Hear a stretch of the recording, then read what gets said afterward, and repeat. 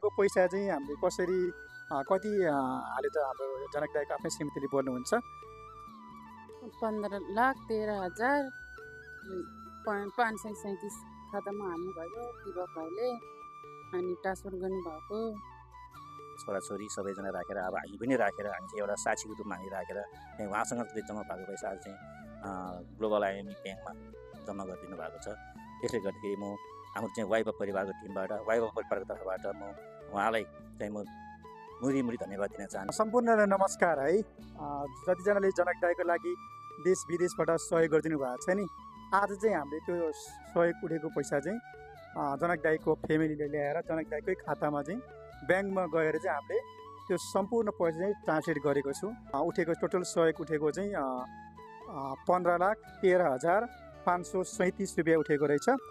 त्यो पैसा चाहिँ जनक दाइको खातामै आज उहाँको फ्यामिलीसहित लगेर चाहिँ हामी यहाँ एउटा सानो ठाउँमा आएर चाहिँ भिडियो बनाएको छु।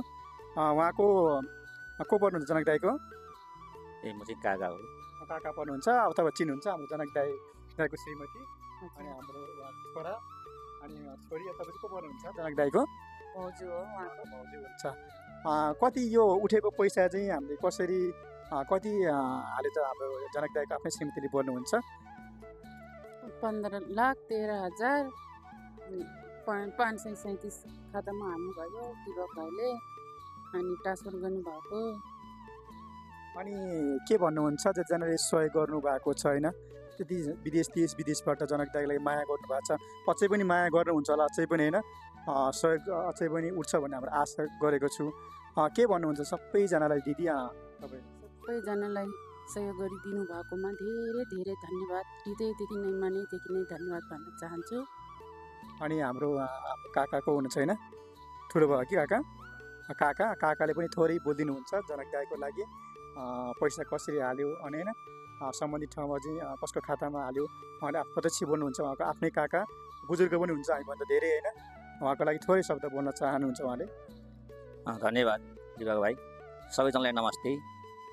म चाहिँ मनोज कुमार वाइबा, म जनक लाल वाइबाको काका हो।